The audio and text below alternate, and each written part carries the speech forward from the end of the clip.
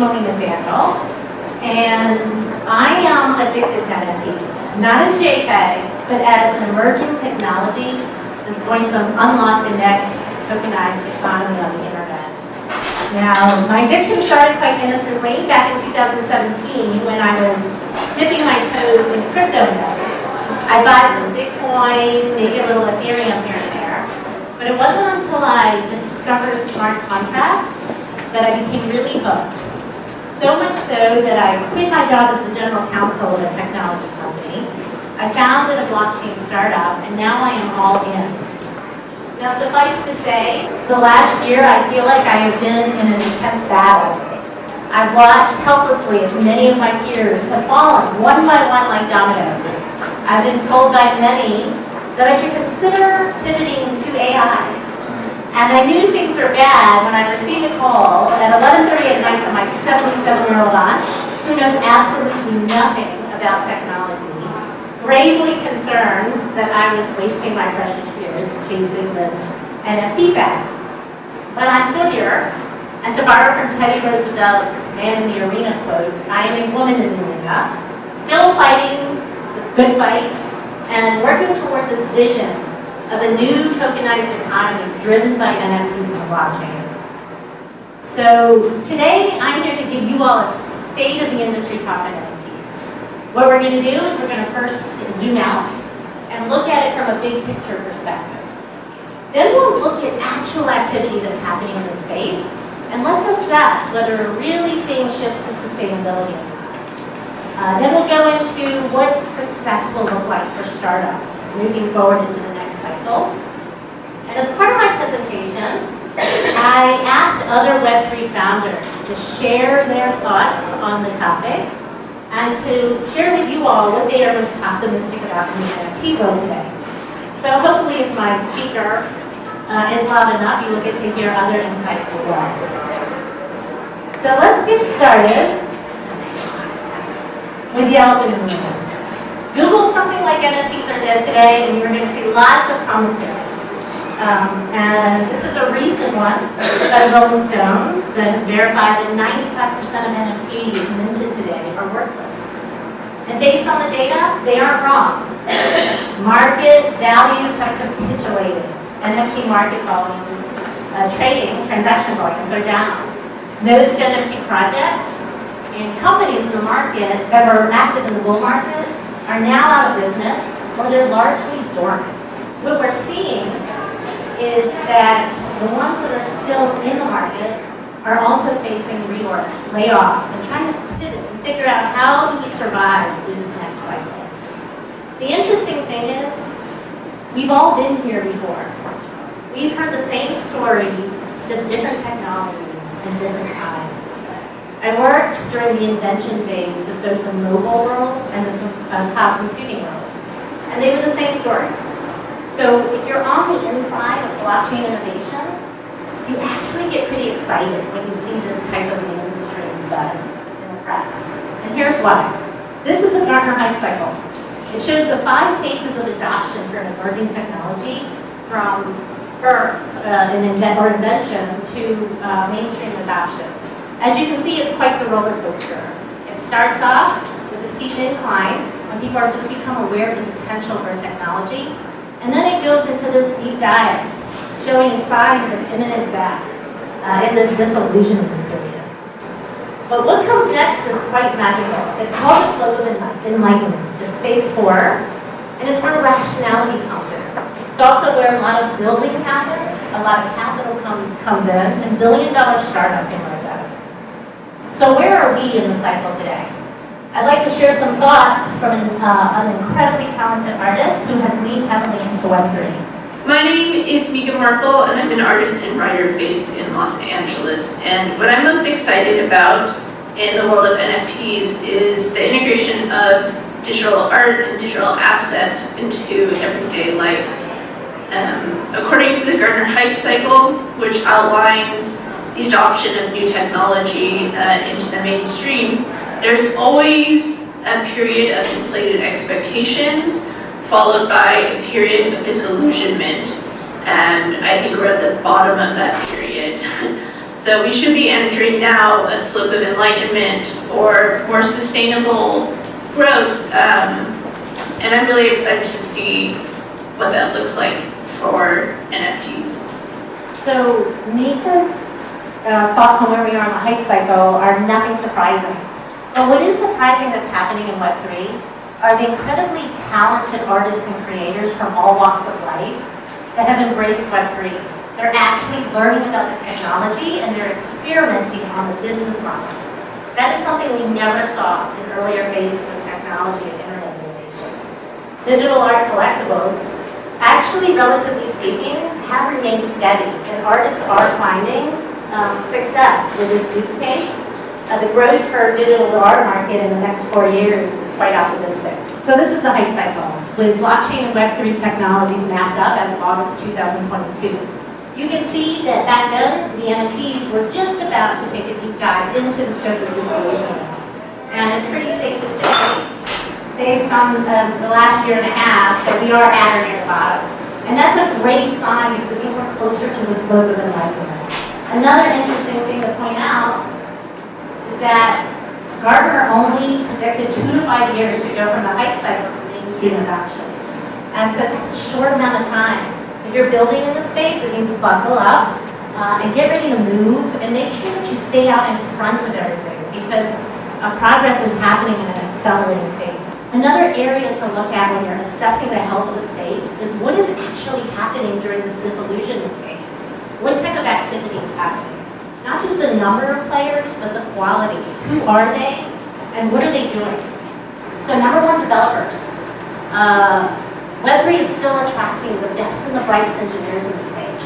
They're super excited to have the opportunity of building on top of the blockchain. And just last summer, in Q2, Web3 developer activity was up 302% quarter on quarter. Secondly, you want to look at the use cases that are happening. Are they the same regurgitated, shallow use cases that you see in the hype cycle, or is there a flight to quality? Here we see a lot of healthy signs as well. NFTs are being used for a whole lot of different types of intellectual property. They're being used for royalty. They're being used to tokenize real-world assets. And they're also being used in conjunction with other technologies like AI to bring better solutions in other digital spaces like privacy and online identity. This really shows that NFTs, they don't operate in a vacuum. They have the ability to amplify other technologies to provide more value. And they also can improve business processes across every business industry. Another thing to look at in the disillusionment phase is, are there corporations entering? Corporations often don't come into technology cycles till the slope of enlightenment or even the productivity phase. Here we're seeing a lot of corporate activity. 43 of the top 100 global brands are actively participating in the space. This is a slide to show a wide variety of enterprise corporations doing something with NFTs. I bring this slide up not just as a sign of validation, but I also think for entrepreneurs and startups, this is a great place to study what corporations are doing to come up with great startup ideas. So enough about the corporations. What about the startups? This is where we're seeing the most dramatic shift from hype to sustainability right now. And so I want to share some thoughts from a friend of mine, Chris, who is a founder of a blockchain company right here in Washington, D.C., focused on content management, content infrastructure for the blockchain and NFTs. Hi, I'm Chris Saline, CEO of Darkblock. Now, what am I most excited about in the world of NFTs today? Well, what I'm actually most excited about is the fact that the excitement has died down. There's been entirely way too much hype over the past few years in the NFT world, and it has distracted people from building real value for real people, which is what we need to do in order for NFTs to break into the mainstream.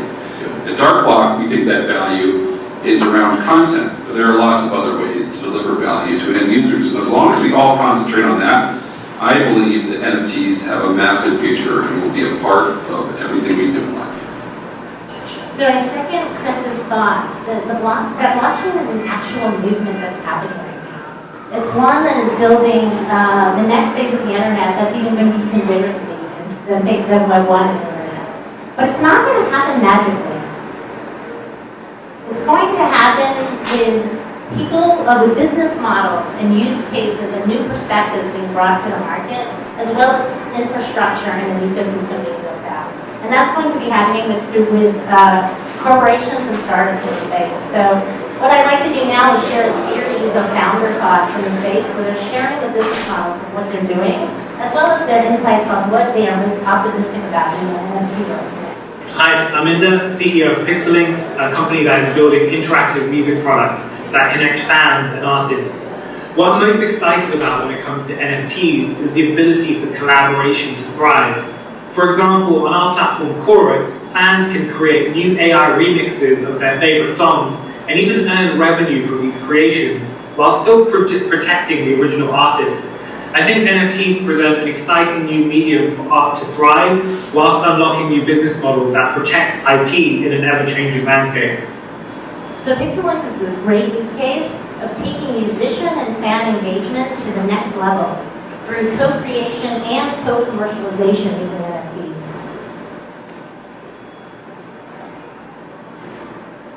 Hi, I'm Jeremy Hughes, the CEO of Elevate. We're a transmedia studio.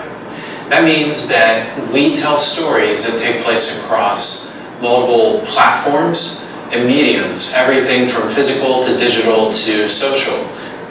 Creators, right? Like the biggest, to be able to launch a new franchise today, it costs hundreds of millions of dollars out the gate with hundreds of millions of dollars more on the marketing end. So where do these great storytellers that have a great idea, where do they start? And I think that's where the opportunity around NFT technology really comes into play here. And it's not so much the way that it's run here in the past year or two around, you know, how to pump up a price and how much like a fan's going to make money off of just like owning this thing. It's truly going back to like what is the value of like a true collector or a member, and cutting out like what would be the middleman, creating a membership system that is really able to bring a creator, you know, that storyteller directly into a relationship with the fan. That's what I'm excited about. So Jeremy's been doing a lot of thinking on how do you capture emotional, cultural, and storytelling value within an NFT. And he's bringing a very aspirational platform to the market that will give creators the opportunity to take their stories and build actual franchises that until now, only deep-pocketed media companies were able to achieve. Hi, I'm Moises Zamora, the creator of the global hit Selena the series on Netflix and a member of the Writers Guild. In a rapidly digitizing world, blockchain and the NFT model present a groundbreaking opportunity for video on demand and streaming platforms. Unlike traditional models, blockchain ensures tamper-proof transparency and allows creators to monetize their content directly, bypassing middlemen. Movies as NFTs allow artists to sell exclusive viewing rights, creating a personalized experience for the consumer. This revolution guarantees artists rightful earnings and fans authentic content. So Moises is addressing very entrenched challenges and issues in the Hollywood industry. He's building a tokenized platform that benefits both filmmakers and the viewer fans. Hello, I'm Matt Bartlett, CEO at Segment, and what I'm most optimistic about is how NFTs will be used to represent ownership of physical assets. And whether that's tokenized real estate, where properties are divided up into digital tokens, or versions of fractional ownership, where multiple NFT holders can collectively own a physical or digital good. With improved liquidity and accessibility, we can make it easier for investors to enter and exit various markets. So Matt comes from the financial industry, and he's capitalizing on the opportunity to tokenize real-world assets. It's one that Boston Consulting Group has predicted to grow $16 trillion in new economic value over the next few years. Hey everyone, my name is Zoran. I'm the founder of MINTangible. When I think about NFTs in this market, one thing I'm incredibly excited about is this idea of the fusion of NFTs, digital ownership, and AI, so that you can truly own an AI character that you can transfer, you can trade, but you can also learn and grow with and embed some memories in it. So the applications are endless, and the fact that it has the digital ownership component and can be traded and transferred is going to redefine our relationships in the digital realm. Relationships between brands and the customers, and relationships between friends. So Zoran is just super innovative and a great forward thinker in the space. He's creating NFTs to be interactive, programmable, and customizable. Hello, my name is Daniel Uribe. I'm the CEO and co-founder of Genobank.io, and we're a company suited in the crossroads of healthcare, AI, and blockchain technologies to improve how genomics is done with certain privacy. So what I am most excited about NFTs is basically the use of smart contracts to tokenize human biosamples. I believe this is the most exciting thing about NFTs right now. So it enables individuals to have an unequivocal ownership and control over their genetic data. So Daniel has super passion for healthcare research as well as privacy. And with his platform, he's creating solutions to improve the ability for individuals to control their healthcare data and actually monetize it in the future. So hopefully with these samples, you guys are seeing, hearing, and feeling the shift in business models that are coming to the market compared to the business models of the hype phase.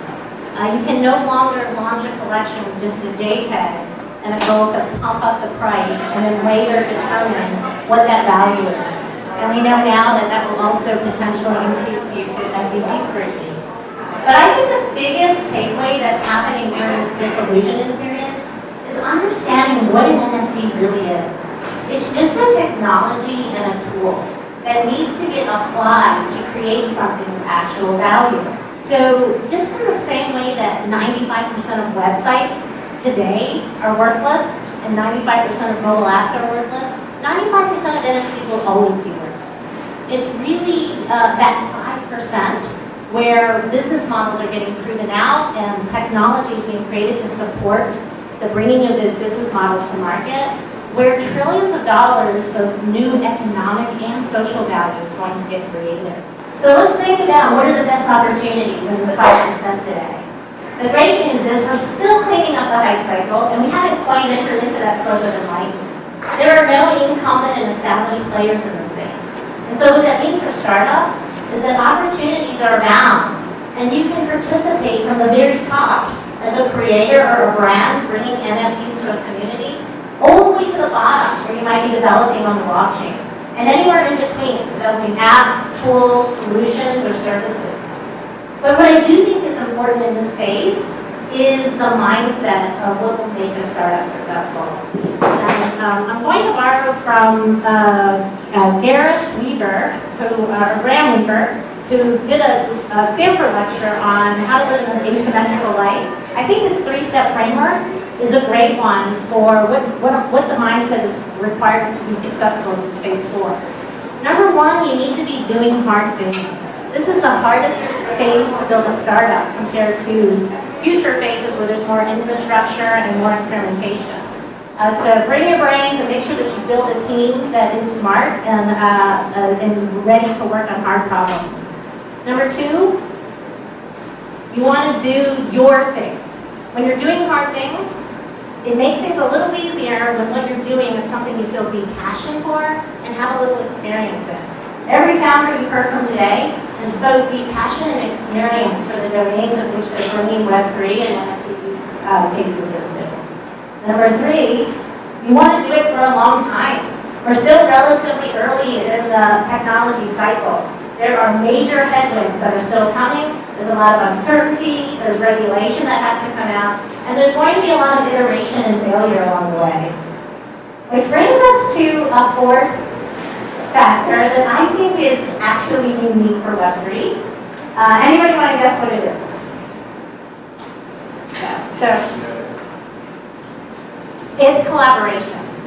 When you think of Web3, the whole fabric from the technology being decentralized and enabling peer-to-peer to both the business models and the social models that are being built on top of Web3, it's all based on collaboration, on creating shared alignment and shared market value capture among a community of users.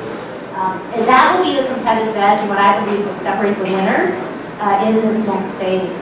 At MINTangible, for example, everybody you heard from today are people we consider part of our community. We all share a mission of an inclusive tokenized economy, and we all want to support each other, bringing the unique things of value that we're bringing to the market.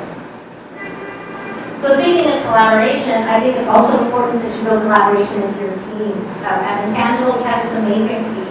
We get up and we work on a really hard thing together every day based on a shared vision and mission. So I want to end my presentation sharing some insights from one of my co-founders, Nicole Bryan. Hi, I'm Nicole Bryan, CPO of MINTangible, a company that's dedicated to bringing legal trust and transparency to NFTs.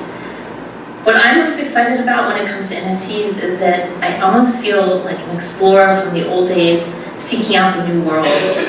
There's so much unknown and so many twists and turns are going to happen, and there will be failed voyages and failed missions, but the allure of the new world was certainly worth it in the end.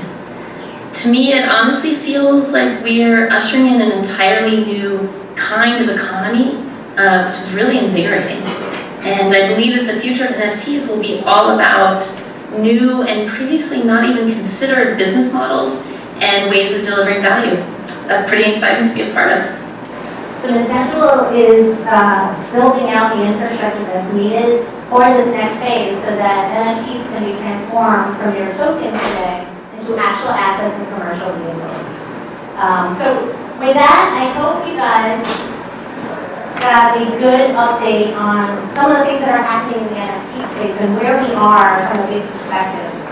I truly believe that the best is yet to come, and that now, to use the theme of the conference here at VC Startup, now is the time to make bold moves and take great big action. My contact information is on the slide. My DMs and email are open anytime. And with that, I wish you guys a great week here at VC Startup. Thank you.